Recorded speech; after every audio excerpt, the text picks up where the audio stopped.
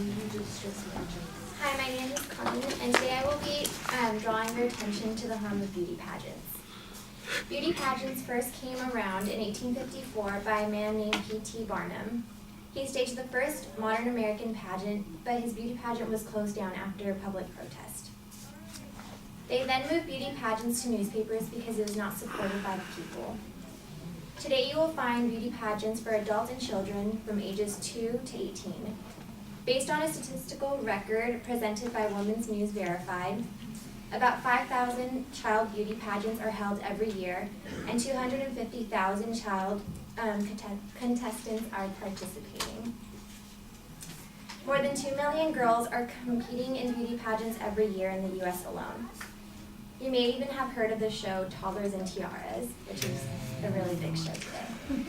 Society has tried to say that these beauty pageants are helpful to the girls' confidence and self-esteem, but I am here to tell you today that beauty pageants have a negative effect on women and children in our society.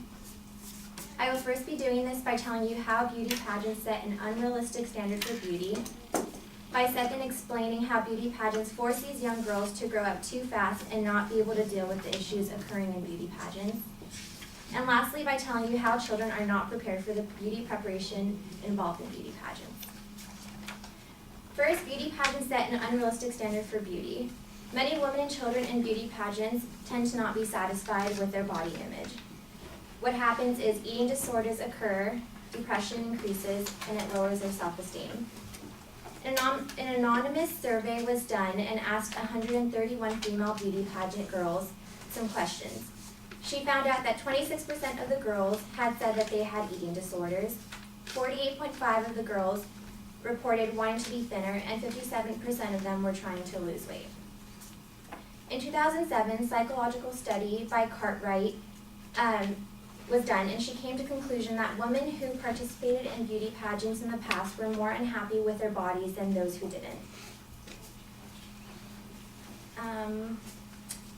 So many of these girls end up not being satisfied with their body image even after beauty pageants because stuff happens with their bodies. Acne could occur, their shape of their bodies develops the way they didn't want it to, and so they just end up being unhappy because that's all they work towards. So it's an emotional dead end. Second, I'll be talking about how it makes women and children believe that they are judged solely on their looks and no other characteristic. This is done in beauty pageants, like they have the bathing suit contest, they have the most beautiful gown. Talent portions are not in all pageants. They are considered a secondary component of the experience and scoring. Because of this, pageant judges suggest to the contestants that appearance is key and to flaunt themselves in order to succeed. Next, beauty pageants force children to grow up too fast and not be able to deal with the issues occurring in the beauty pageants.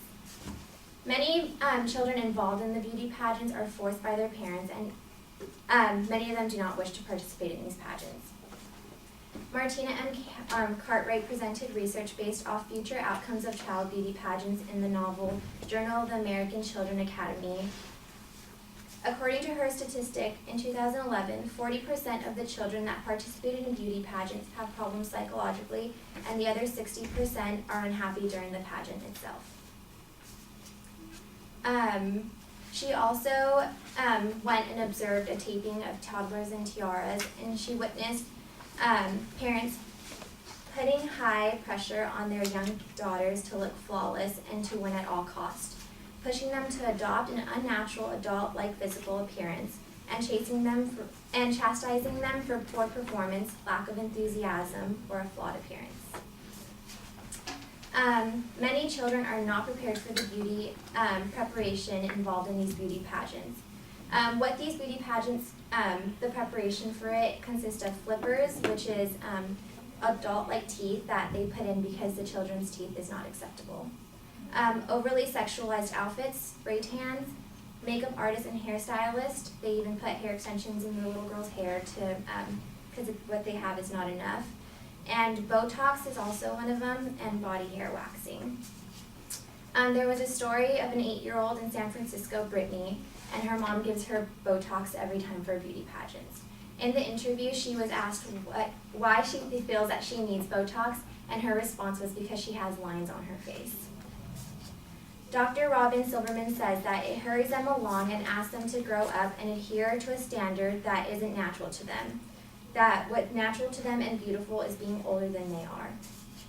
So today I have informed you about how beauty pageants have a negative effect on women and children in our society by first telling you how beauty pageants set an unrealistic standard for beauty, by second informing you how beauty pageants force children to grow up too fast and not be able to deal with the issues occurring in the beauty pageants, and lastly telling you how many children are not prepared for the beauty preparation involved in beauty pageants. Thank you for your time.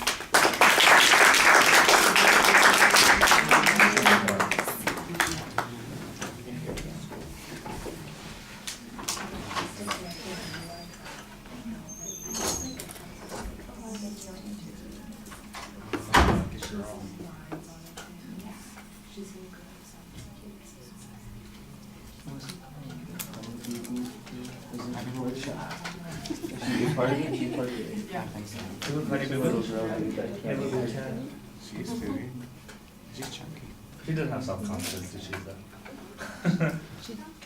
I don't know why. I don't think she has self-confidence. Didn't Trump used to run this? He's part of Miss Universe, right? And he has women. Is that what he said? Fuck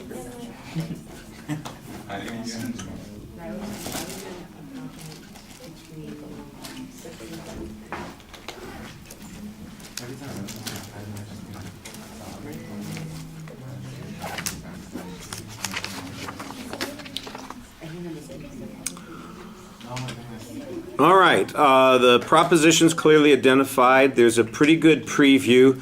Some of the same, there you are. Some of the same problems are present that I mentioned for some of the other speakers. That when you're going to the preview, we get the how statement, and at the end of the speech also you say, so I've informed you about this. It's an argument, make the declarative statements. So just got to be careful about the language there. Organizationally, it was pretty easy to follow. I knew most of the inferences that you were making. It just have to be careful about how you phrase some of those things when you're presenting them. Your first and third points had a lot of information on them. The second point seems like it's all asserted. There wasn't any data on that particular point.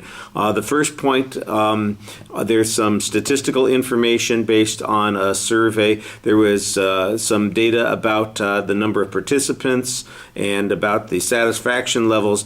The one person that you cited on this Cartwright, it would be helpful to have a little bit more information on, because there was one place where we got some data that suggests that they all have 40% have psychological problems, and I'm interested to know how that conclusion was arrived at, because that's a pretty dramatic statement, and there's not any explanation of it. It's just a conclusion. So assuming that this person is authoritative in talking about this, then all we've got is their credibility to go on. If they did some specific research, if it's based on a survey or a specific observation, we should get a little bit more detail on that information. There's a lot of description on the third point about what the kids in these competitions go through. And I think that people who see this as being a little bit odd or different to begin with, they'll be horrified by those kinds of things. But the demonstration that there is a harm, I think that's a little bit problematic. I think you need a little bit better information on that. There was a good quote, though, at the end from Dr. Simmons talking about some of the potential problems. I thought that was pretty reasonable. Sounds a little bit like you're rushing at the end, and then, like I said, you got to be careful about sounding like you're doing an informative speech at the conclusion. All right, thank you.